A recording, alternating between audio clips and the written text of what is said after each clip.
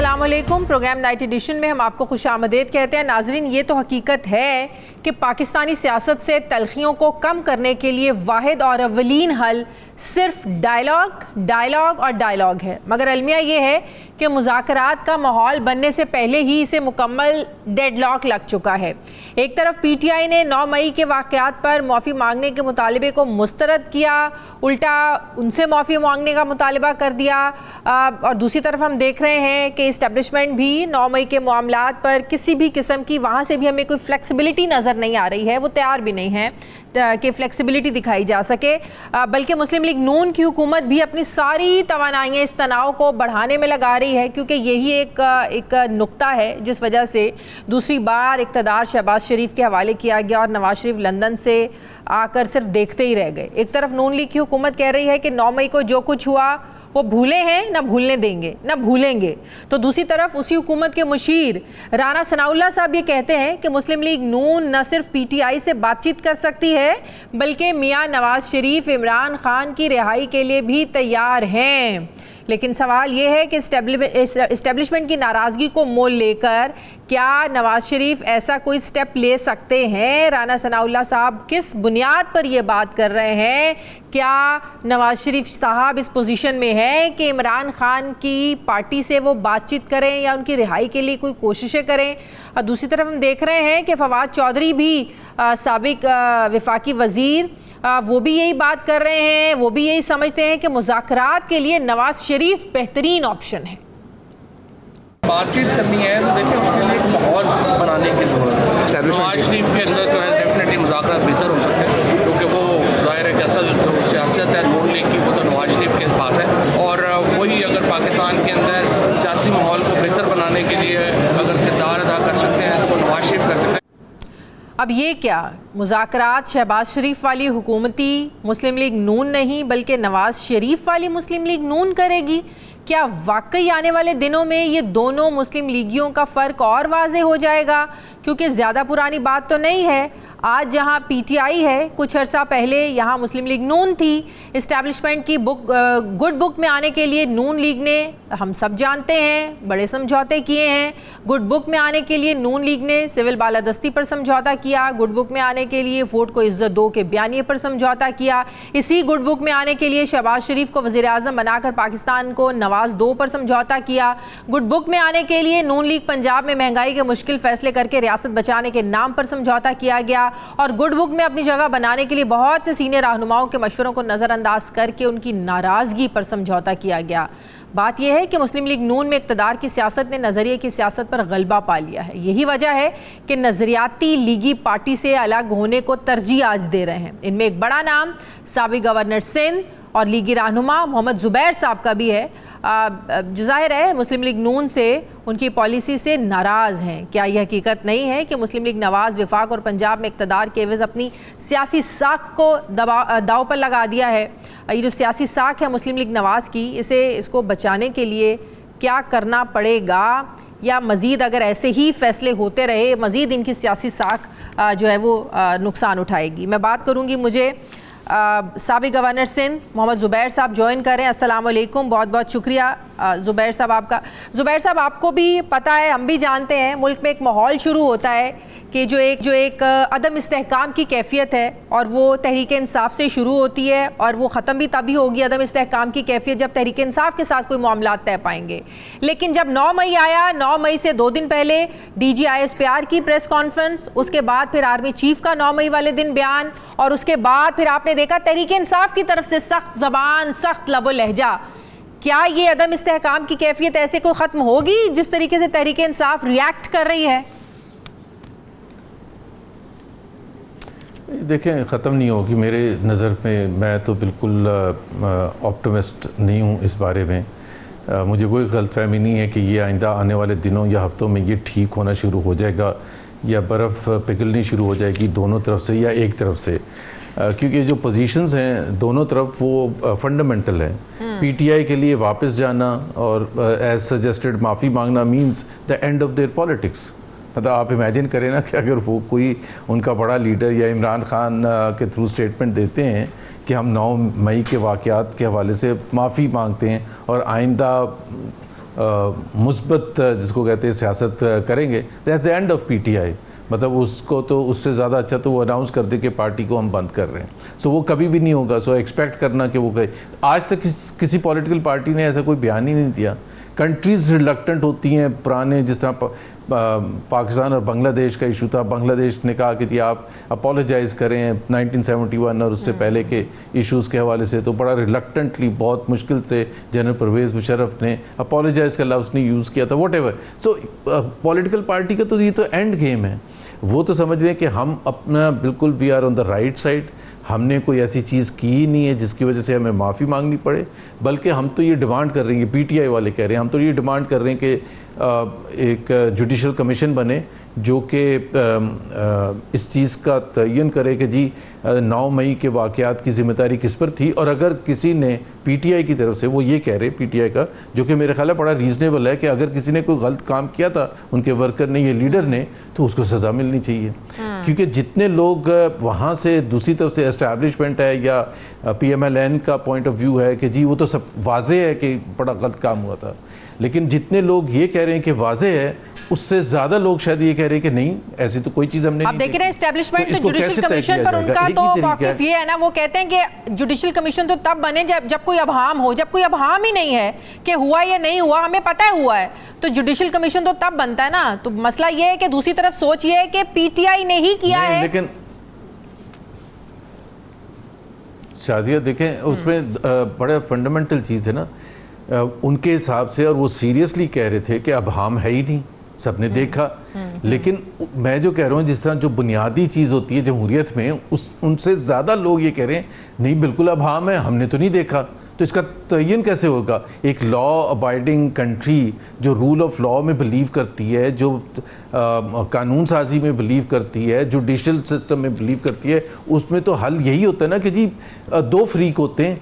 आप जाते हैं किसी कोर्ट कचहरी जाते हैं और आप कहते हैं कि जी आप फैसला करें, दोनों का बिल्कुल मुख्तलिफ स्टांस होता है। यहाँ भी दोनों का बिल्कुल मुख्तलिफ स्टांस है। तो वही एक फोरम है, या तो वो कोई जुडिशल कमीशन के थ्रू हो, या जो केसेस देखे ना FIR तो बनी है मई के 2nd वीक में, 10 मई को, 11, 12, 15 मई वगैरह को, पिछले साल 1 साल हो गया है। वो जो FIRs हैं उसका क्या बना? ये अब ये तो पीटीआई तो नहीं उसका जवाब देना, उसका जवाब दे तो या तो जुडिशरी है या हुकूमत वक्त है, जिसने प्रोसिक्यूट करना है, जिसने FIR, जिसके अंडर पुलिस है, जिसके अंडर सारे वो इदारे हैं जो ये जिसको आगे लेके जा सकते हैं। सो बहुत से केसेस में तो सवाल ये तो पैदा होता है ना कि भाई जब 9 मई हुआ था तो PDM की हुकूमत थी, उसके बाद केयरटेकर की हुकूमत आ गई, which for me was a continuation of the PDM। मतलब वही लोग थे, और वो बाद में हमने देखा या वो सारे हुकूमत में मुख्तलिफ इंपॉर्टेंट ओहदों पर भी आ गए जो केयर टेकर पे थे, और फिर उसके बाद PMLN की अब हुकूमत है। सो प्रोसिक्यूट तो उन्होंने करना ना, केसेस तो उन्होंने बनाने हैं। लेकिन मेरे हिसाब से शादिया बहुत से केसेस में जुडिशरी कोई भी कोर्ट हो वो अपना फैसला सुना चुकी है, एक दफ़ा नहीं 10-10 दफ़ा सुनाया है। जिस तरह वो जो सनम जावेद हैं या दूसरी खातून आलिया हमजा, कुछ खातून हैं, वो उन आलिया हमजा, अब उनमें जब 12-15 दफ़ा बेल हो गई है तो फिर उसके बाद आप दोबारा उनको अंदर बंद करते हैं। फिर आप कहते हैं नहीं लाहौर में नहीं, एक सरगोदा में भी इनके खिलाफ FIR है, इनको सरगोदा लेके जाया जाए। सरगोदा में रिलीज होती तो वो कहते हैं नहीं जी मियाँ वाली में उनका FIR है, वहाँ आप उनको उसके हिसाब से जवाबदेही करनी पड़ेगी। बहरहाल मैं कहता हूँ 50 जगह भी हो, बट एक आपको क्रेडिबिलिटी कायम करने के लिए, जुडिशल क्रेडिबिलिटी कायम करने के लिए, और लोगों को बताने के लिए कि देखें जी ये कितने ब्लेटेंटली इन्वॉल्व थे PTI के लोग, तो उसका तो तरीक़ेकार सिर्फ जुडिशल प्रोसेस है ना, और तो कोई तरीका नहीं है।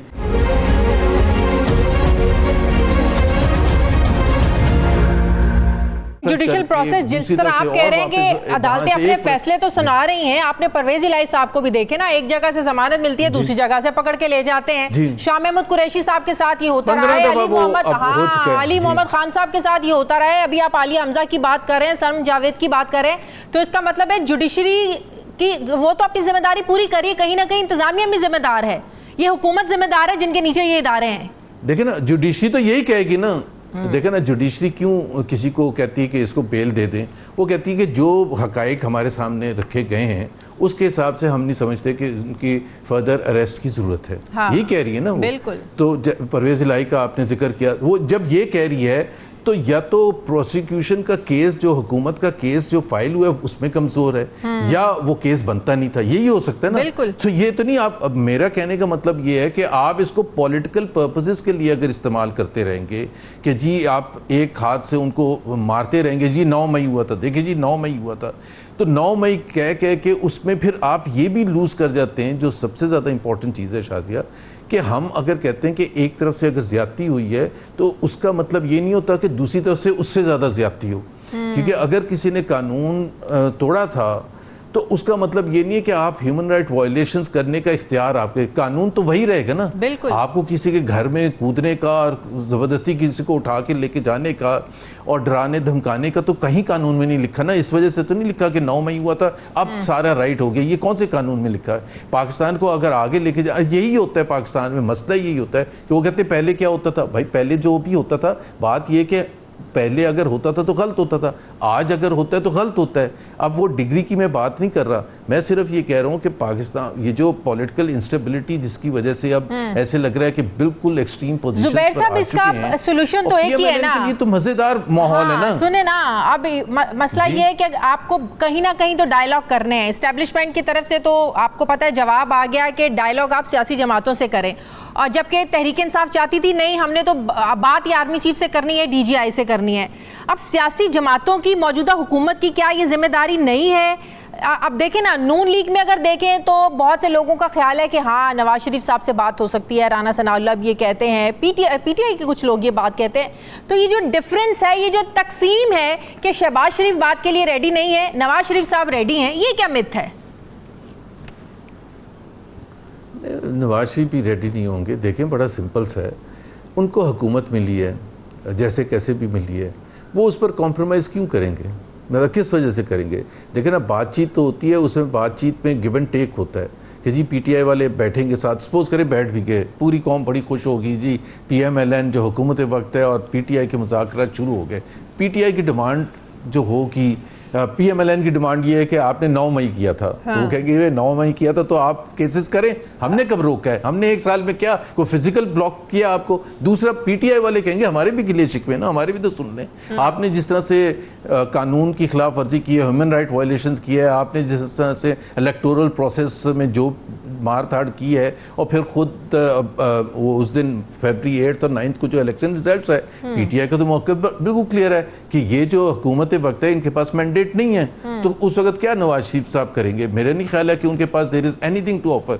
Will he agree to some kind of a thing कि जी अच्छा ठीक है, हम ये PTI वाले आपका गिला शिकवा है कहाँ? वो कहेंगे ये 15-20 हल्के हैं, इसमें तो बड़ा क्लियरली ट्राइब्यूनल को कहना अगले 15 दिन में फैसला कर दे, चाहे वो सलमान अकरम राजा का हल्का है, चाहे वो और इम्पोर्टेंट हल्के हैं, ख्वाजा आसिफ का हल्का है, जहाँ भी PTI का कंसर्न है, जहाँ वो समझते बिल्कुल ब्लेटेंट हुआ है, और या कराची के बहुत से हल्के हैं, तो पंजाब के बहुत से हल्के हैं, पिंडी है, इस्लामाबाद। तो राना सनाउल्लाह साहब किस बेस पे फिर कहते हैं कि नवाज शरीफ मुज़ाकरात के लिए भी तैयार हैं और रिहाई के लिए भी तैयार है इमरान खान की? मैं तो कह रहा हूँ कि मुज़ाकरात होना एक अच्छी चीज़ है, लेकिन जहाँ जो पोजीशंस है ना, ये जो इस वक्त फेडरल हुकूमत है, ये पंजाब हुकूमत है, वो अभी 3 महीने हुए हैं उसको आए हुए, 2 महीने 2.5 महीने हुए हैं, उनके तकरीबन 5 साल तकरीबन पड़े हैं। वो क्यों कॉम्प्रोमाइज़ करेंगे? उनका सेल्फिश इंटरेस्ट है कि जी इसी तरह से चलेगा, आपने आना है, बैठना है, हमें रिकग्नाइज़ करें कि हमारा मैंडेट है। PMLN का पॉइंट ऑफ व्यू ये होगा, अगर आप ये रिकग्नाइज़ करते हैं, हम बाकी सब कॉन्फिडेंस बिल्डिंग मेजर्स करने के लिए तैयार हैं। फॉर एग्जांपल कि जी वो जो ख्वातीन हैं उनको छोड़ देते हैं और केसेस को उस तरह से नहीं परस्यू करते जैसे हम पॉलिटिकल इंजीनियरिंग के थ्रू हम करने की कोशिश कर, यही कहेंगे ना। बट आपको ये चीज़ तो एक्सेप्ट करनी पड़ेगी, PMLN का मौक़िफ़ होगा। सो पोजीशंस जो है ना, वो वहाँ से कोई नेगोशिएशंस निकल ही नहीं सकती हैं। इसलिए मैं कहता हूँ एक ही हल है शादिया, उसका एक ही हल है कि जी देखें, मुल्क तो सबको पता है कि जी इस पॉलिटिकल एटमॉस्फेयर में, पॉलिटिकल इंस्टेबिलिटी में, पॉलिटिकल टेंशन में मईशत आगे नहीं जा सकती। जिस तरह से पाकिस्तान की मईशत जिस लेवल पर है और यहाँ से अवाम के मसाइल को हल करना है, तो वो तो बिल्कुल ही इम्पॉसिबल है। अब बाहर की दुनिया भी देख रही होती कि क्या मुल्क में हो रहा है, तो एक ही तरीका है उसका जो PMLN के लिए भी सबसे अच्छा होगा, PTI के लिए भी होगा, और सबसे ज़्यादा इंपॉर्टेंट पाकिस्तान के अवाम के लिए होगा कि चले जी हम एग्री कर लेते हैं कि हम इलेक्टोरल प्रोसेस जो रन हुआ था वो अगर उसमें ग्रे एरिया से, तो लेट्स एग्री कि हम मिड टर्म में या उससे पहले अगले 6 महीने में नया इलेक्शन करवाने के लिए तैयार होंगे, और वो फ्री फेयर एंड ट्रांसपेरेंट होने के लिए सारी पार्टीज बैठ के ये इस चीज़ पर कमिट करेंगी कि what is the definition of free fair and transparent election. वो अगर आप करवा लेते हैं, मैं जो बात कर रहा हूं, आइन की क्या ये सोच नून लीग के अंदर मौजूद है? नून लीग के अंदर जो ग्रुप्स हैं, 2 ग्रुप्स हैं, उनमें ये सोच मौजूद है? जो बात आप कर रहे हैं बड़ी पॉजिटिव बात है, कहीं ना कहीं इन्हें लचक दिखानी है और कहीं ना कहीं PTI को लचक दिखानी है, क्योंकि PTI का तो इस सख्त मौक़िफ़ है, नहीं जी ये हमारी हुकूमत है, हमारा हक था, हमारा मैंडेट था, आप यहाँ से निकले, इक़्तिदार छोड़े, हमें दें। ऐसा भी नहीं हो सकता। जो आप बात कर रहे हैं ये बड़ी पॉजिटिव बात है, लेकिन क्या ये सोच नून लीग की सफ़ों में है? लेकिन नून लीग की सफ़ों में जो लोग फील करते हैं कि ये ऐसा होना चाहिए रेजोल्यूशन, वो ज़ाहिर है ना पब्लिक में इजहार कर सकते हैं, ना अंदर किसी बड़ी मीटिंग में इजहार कर सकते हैं। वो एक दूसरे को जिसका कॉन्फिडेंस होता है उसके साथ इजहार करते हैं कि यार इस तरह से मुल्क कैसे आगे चल सकता है। लेकिन आपने कभी भी नहीं देखा होगा कि एक पॉलिटिकल पार्टी जीत के आई हो और राना सनाउल्लाह जैसे सीनियर लीडर्स या मियां जावेद लतीफ़ जैसे सीनियर लीडर्स इतना कंसर्न, या दानियल अजीज़ जैसे लीडर्स इतना ज़्यादा खुल के बातें कर रहे हों।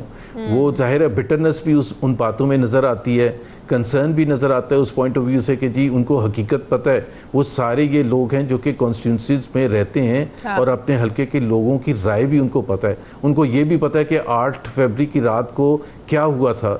उनको ये भी पता है कि ये मैंडेट ऐसा नहीं है जिसकी बुनियाद पर आप पाकिस्तान के अवाम के मसाइल हल कर सकते। तो आप ये कह रहे हैं कि नून लीग के अंदर तो मौजूद हैं ऐसे लोग, उनमें वफाकी वजीर भी हो सकते हैं, उनके सैनिटर्स भी हो सकते हैं, मौजूदा हुकूमत में मौजूद हैं वो लोग जो चाहते हैं कि ऐसे निगोसिएशन हो सकती हैं, लेकिन वो कह नहीं सकते पब्लिक फोरम्स पे।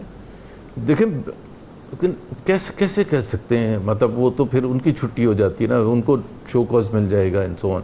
बात ये है कि अगर वो नहीं है तो फिर हल क्या है। और दूसरा एक्सट्रीम जो है, अगर सब जिस तरह मरीम नवाज़ की अगर हम तकरीर सुने 9 मई की, तो उन्होंने कहा ये दहशतगर्द जमात है, ये दहशतगर्द है, ये पॉलिटिकल पार्टी नहीं है, ये दहशतगर्दों का टोला है, इनके साथ बात नहीं हो सकी। तो मरीम नवाज़ से chief organiser of Pakistan Muslim league and chief minister of PMLN of Punjab, and she is the daughter of the supreme leader जो PMLN के हैं, तो उनकी एक राय बड़ी इंपॉर्टेंट राय है। वो जब ये कहती हैं कि दहशतगर्द टोला है, तो फिर हुकूमत के लिए फिर एक ही चीज़ रह गई है, इमरान खान को तो डिस्क्वालीफाई करती है कि वो ना लड़ सकते हैं इलेक्शन, ना कुछ ओहदा रख सकते हैं, तो उसका फिर PTI को बैन करने के लिए आप इनिशिएट करें।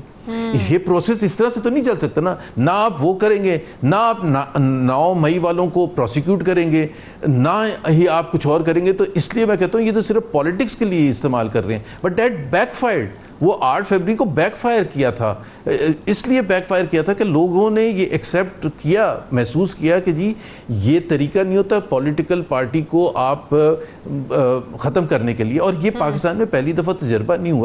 हम बार बार बहुत सारे लोगों को लगा था कि जी जहां बात हो रही होती है कि जो MQM के साथ हुआ था, जिस तरह MQM से अल्ताफ हुसैन को माइनस कर दिया गया था और MQM को एडजस्ट कर दिया गया था, आपको भी पता है उसके बाद MQM मुख्तलिफ धड़ों में बिखर गया। एक बार फिर 4-6 साल के बाद MQM को दोबारा इकट्ठा किया गया। बहुत सारे लोगों का ख्याल था कि तहरीक इंसाफ के साथ भी ऐसा होगा, लेकिन ऐसा नहीं हुआ। तहरीक इंसाफ और MQM ज़ाहिर है ये कौमी सतह की जमात है, वो एक सूबे के लेवल की जमात है, तो ऐसा नहीं हुआ। बहुत से लोग ये समझते थे कि ये दूसरी MQM बन जाएगी।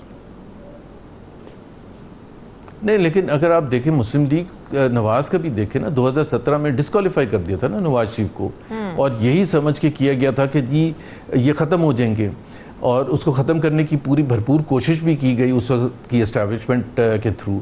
2000 में देख लेना, जब जनरल मुशर्रफ आए थे तो PMLN में से उसको तबाह करके PMLQ बनाई गई थी। वो PMLQ 80% वही थे जो PMLN में थे। पीपल्स पार्टी को ख़त्म करने के लिए पैट्रियट्स, PPP पैट्रियट्स बना दी गई थी। 1979 में देख लें, अगर भुट्टो साहब को जब ख़त्म करना था तो जितनी भी सीनियर लीडरशिप थी पीपल्स पार्टी की उस वक्त, मुस्तफ़ा खैर, जतोई और कौसर न्याजी वगैरह, उनको सबको हटा दिया था पीपल्स पार्टी से। ठीक है, बहुत बहुत शुक्रिया, बहुत शुक्रिया साबिक गवर्नर सिंध। जुबैर साहब मेरे साथ थे, बहुत शुक्रिया जुबैर साहब। मुझे ब्रेक लेनी नाज़रीन, वापस आते हैं एक छोटे से वक्फे के बाद।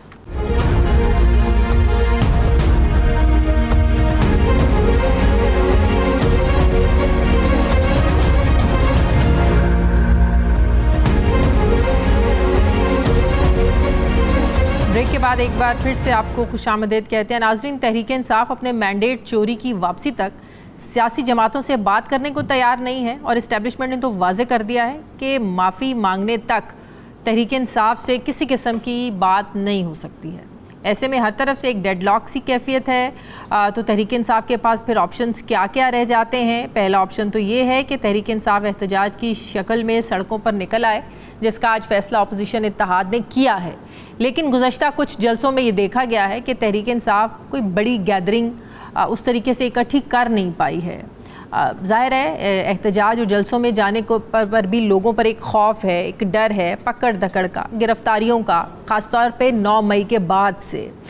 दूसरा ऑप्शन ये है कि PTI माफ़ी मांग ले, मगर ये ऑप्शन भी तहरीक इंसाफ को कबूल नहीं है। वो तो सारे मामले की शफाफ तहकीकात का मुतालबा करें, उल्टा दूसरी तरफ से वो माफ़ी का मुतालबा कर रहे हैं।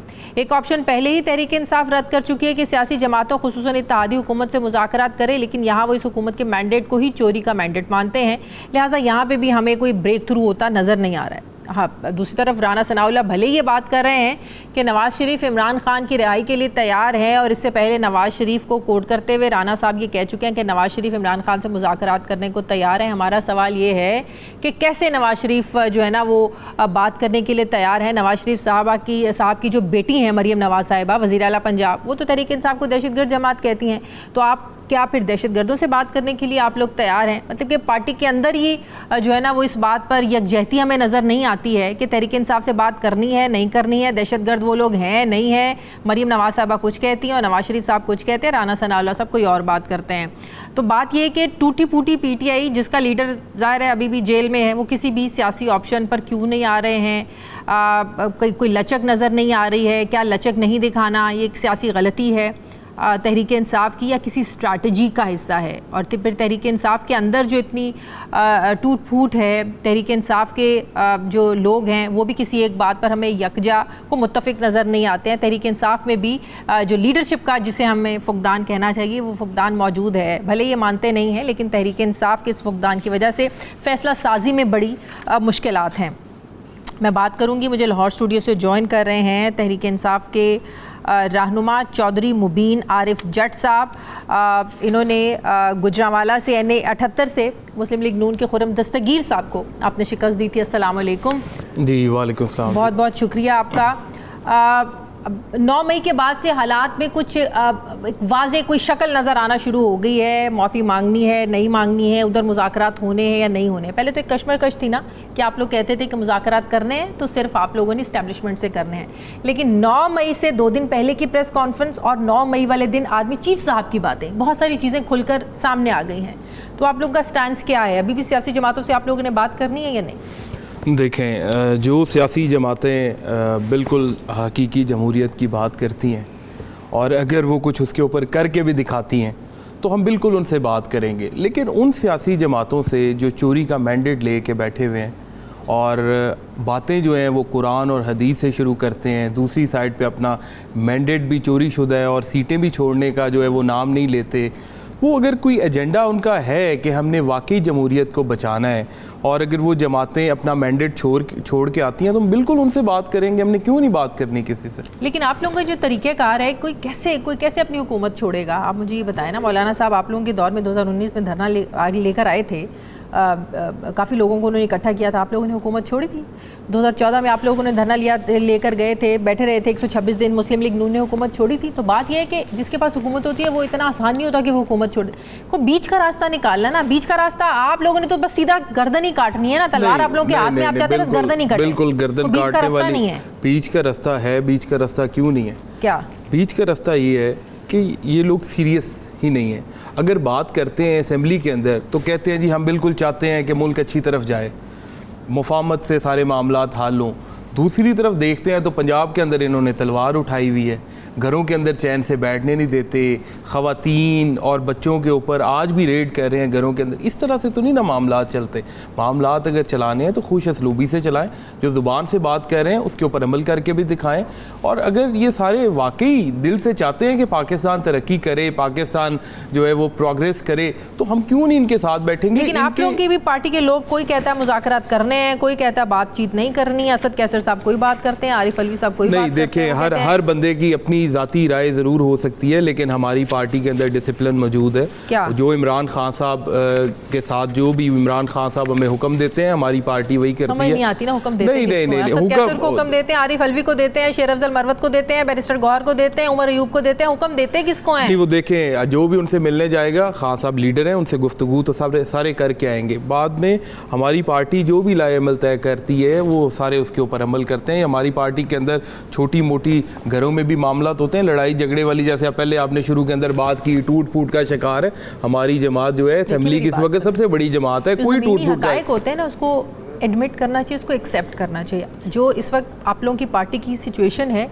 ये हालात की वजह से है। अगर आपकी पार्टी की लीडरशिप जेल के अंदर है तो अगर पार्टी में ऐसी कोई कन्फ्यूजन है तो ये बड़ी नॉर्मल सी बात है, ये बड़ी मामूली सी बात है। आप लोग इस चीज़ को एक्सेप्ट करने की बजाय आप इसको जो है ना वो डिनाइल सिचुएशन में है। आप लोग कहें कि हमारी लीडरशिप के साथ या हमारे साथ ज्यादतियां हुई हैं, इसी वजह से पार्टी में कन्फ्यूजन है, आप लोग एडमिट ही नहीं करते। देखिए, जितनी ज्यादतियां हुई हैं मैं समझता हूँ कि पार्टी उतनी ज़्यादा मजबूत होगी, अभी ज़्यादा फैमिली बन गई है। तहरीक इंसाफ में भी आज से साल पहले या 1.5 साल पहले इतनी इत्फाक नहीं था, इतनी मोहब्बत नहीं थी। अब सारे लोगों के अंदर एज अ फैमिली वाला जेस्चर है और बिल्कुल पार्टी मजबूत हुई है। मरवत के साथ हो रहा है तो लगता तो नहीं है पार्टी के अंदर प्यार मोहब्बत है। मतलब कुछ नहीं हो रहा, क्या हुआ है? मतलब कि अगर उन्होंने कोई बात की है तो अगर पार्टी ने उनसे पूछ लिया है कि इसका जवाब दे, इसके अंदर कोई गलत बात नहीं है।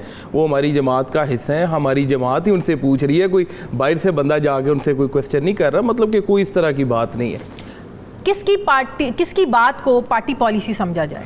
देखिए, चेयरमैन साहब की बात को, जनरल सेक्रेटरी साहब की बात को, जो ओहदेदारान हैं जिन्हें इमरान खान साहब ने नामजद की है, उन्हीं की बात को जो है वो पार्टी पॉलिसी समझना चाहिए। क्या हैसियत है पार्टी? जी बिल्कुल जी, शिबली साहब लीडर हैं जी, बिल्कुल। तो उन्होंने 2 हफ्ते पहले मुज़ाकरात की बात की थी और मशरूत शराइत के साथ बात की थी, जिसे आके बाद में पार्टी के दूसरे रहनुमाओं ने रद्द किया।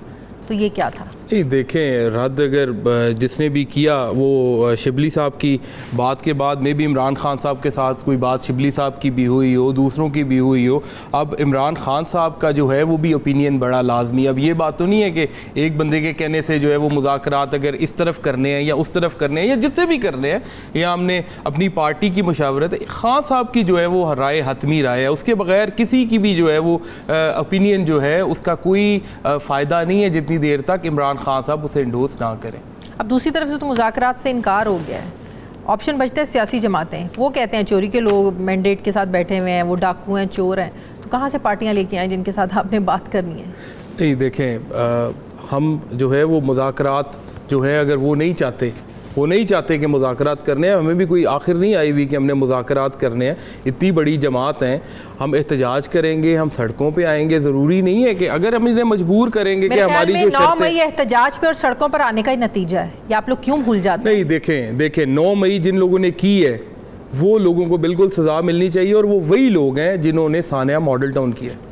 वो तहरीक इंसाफ के लोग नहीं है, वो दहशतगर्द उन लोग वो सफ़ों के अंदर थे जिन्होंने इंतशार पसंद, शर पसंद, जिन्होंने 9 मई की, उन लोगों को सज़ा दें। वो तो तरीके इंसाफ के लोग ही नहीं है। CCTV फुटेजेस और ये सारी चीज़ें किधर गई? जिन लोगों ने प्रेस कॉन्फ्रेंसेस कर ली, अगर वो 9 मई में मुलविस भी थे, वो दूध से धुल गए, वो पाक साफ हो गए। ये देखें, ये एक राय है, तो ये क्या प्रेस कॉन्फ्रेंस करने वालों जिन लोगों ने की प्रेस कॉन्फ्रेंस, वही तो कह रही हूँ, लोग तो शामिल थे ना आप लोगों के 9 मई में। नहीं, देखें, शामिल 9 मई के एहतजाज एहतजाज पुरअमन हर शहरी का हक़ है, आइनी कानूनी, वो मैं भी कर सकता हूँ, आप भी कर सकती हैं, सबका एहतजाज हक़ है।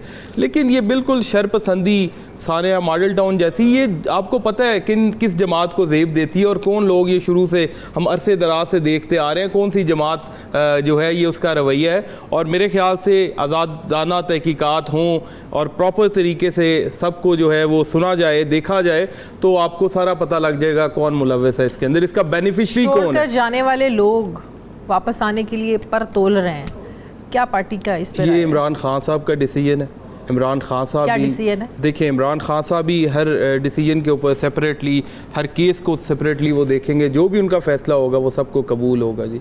नहीं, पार्टी में ऐसी कोई डिस्कशन हुई होगी ना?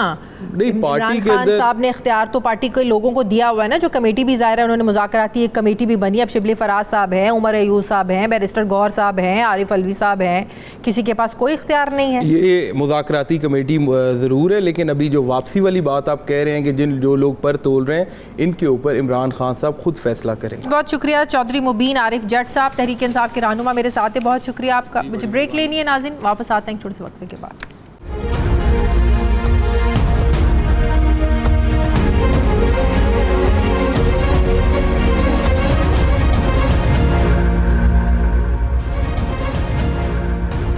ब्रेक के बाद एक बार फिर से आपको खुशामदीद कहते हैं नाजरीन। गंदम की कटाई पर तो बैसाखी का त्यौहार मनाया जाता है, लेकिन इस बार हम देख रहे हैं कि त्यौहार की जगह तो एहतजाज ने ले ली है।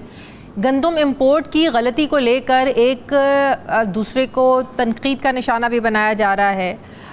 मामला 300 अरब रुपए की मुजरमाना गलती का है, लेकिन इसे नज़रअंदाज ऐसे किया जा रहा है जैसे 300 रुपए की चोरी हो।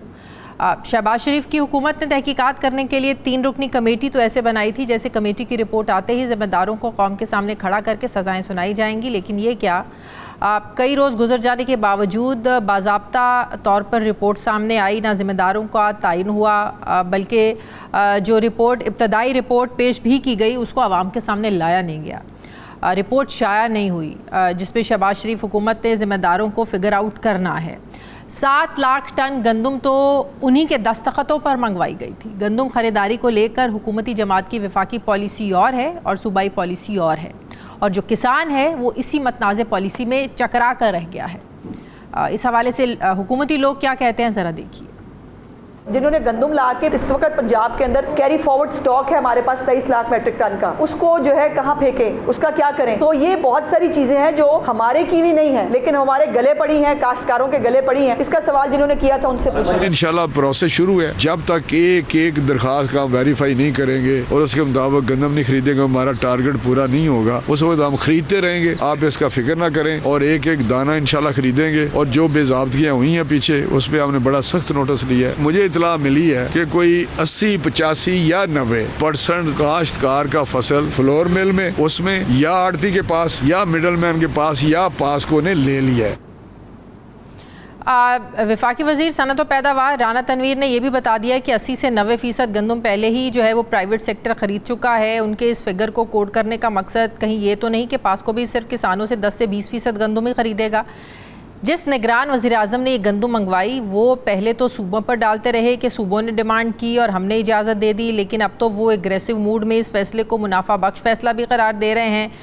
काकड़ साहब का ये मानना है कि गंदम दरामद पर 85 अरब का नफ़ा हुआ, जबकि किसानों का ये मानना है कि इस फैसले से 1500 अरब का नुकसान हुआ।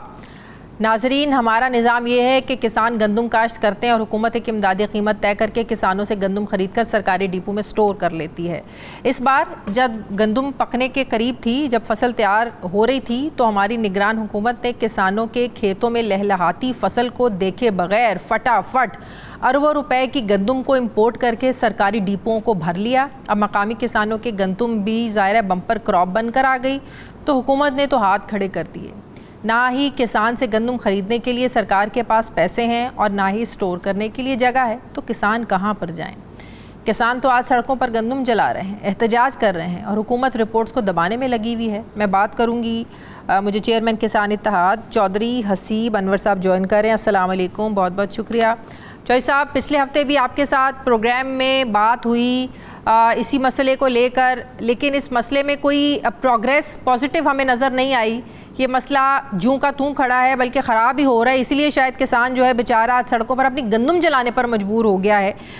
हुकूमत का मानना क्या है? हुकूमत क्या अभी भी उसी तरीके से आप लोगों को बहला रही है, बहला फुसला रही है कि गंदम खरीदेंगे, ज़रूर खरीदेंगे? बिस्मिल्लाहिर्रहमानिर्रहीम।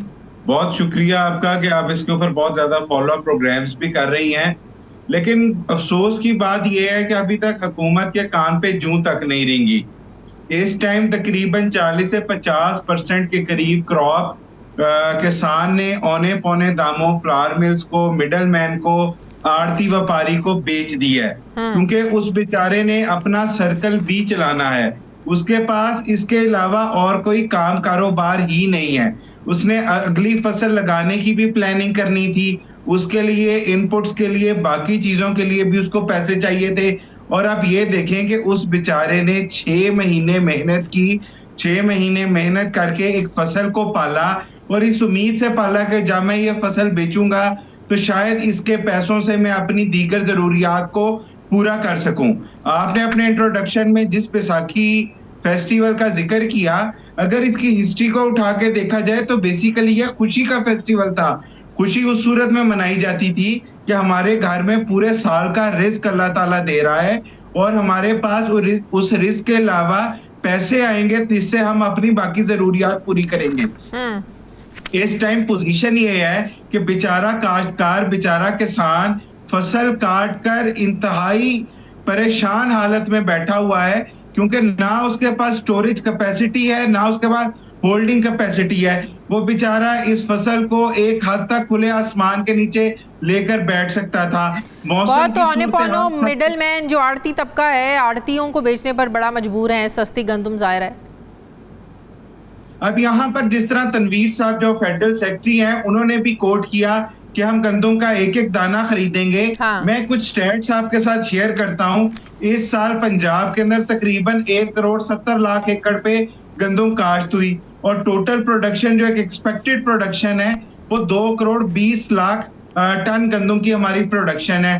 पास्को जिसके अंदर से सिर्फ 18 लाख टन खरीद रहा है, जो कि आटे में नमक के बराबर है। हमेशा से होता ही आया था कि फूड 30 लाख 40 लाख टन की खरीदारी करता था। Food as a third player market के अंदर रहता था और किसान को कीमत अच्छी मिल जाती थी। इस दफा तो हुकूमत चौधरी साहब ये बात बताएं, जो इब्तदाई रिपोर्ट है जिसमें जो तहकीकात के बाद पेश की है प्राइम मिनिस्टर साहब को, उसमें कहते हैं कि जो 330 अरब रुपए मालियत की दरामद की गई गंदम में से जो 13 लाख मेट्रिक टन गंदम थी उसमें कीड़े पाए गए।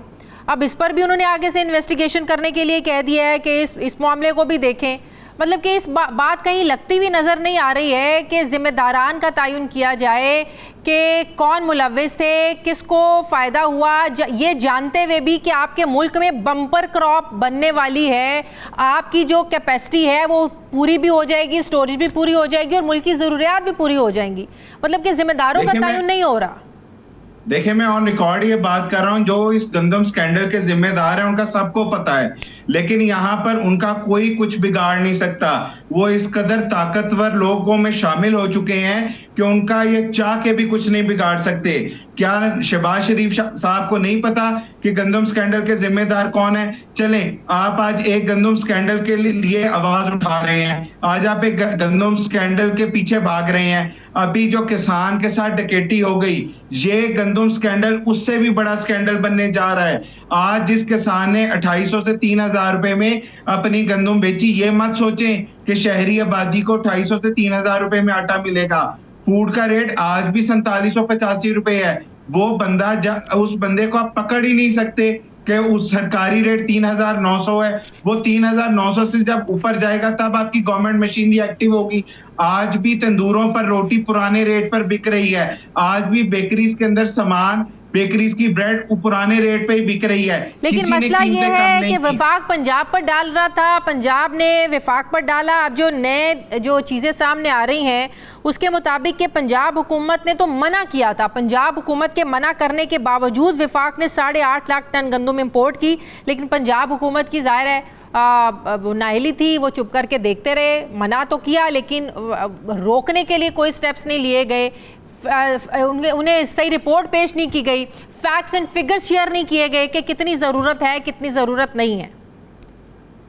देखें, विफाक में भी एक ही पार्टी की गवर्नमेंट है और पंजाब में भी एक ही पार्टी की गवर्नमेंट है, बल्कि पार्टी तो छोड़े, एक ही खानदान की हुकूमत है।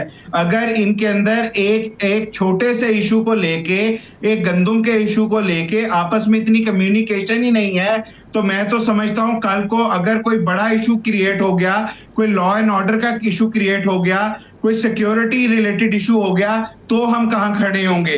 पंजाब विफाक पर जिम्मेदारी डाल रहा है, विफाक पंजाब पर जिम्मेदारी डाल रहा है, लेकिन इसका नुकसान किसको हुआ? अभी तो इसका नुकसान 6.5 करोड़ के करीब काश्तकारों अब जरा को ये हुआ। बता दें लेकिन कि अब आइंदा आने वाली कपास भी आपकी वो भी मुतासर होगी। जाहिर है आप पैसा ही नहीं देंगे, कपास कौन काश्त करेगा? चावल है, फिर अगले साल की गंदुम है, तो ये सारा तो जो प्रोसेस एक होता है किसान का काम करने का, वो तो सारा डिस्टर्ब हो जाएगा। जी, इस टाइम पूरा साइकिल ही डिस्टर्ब हो चुका हुआ है।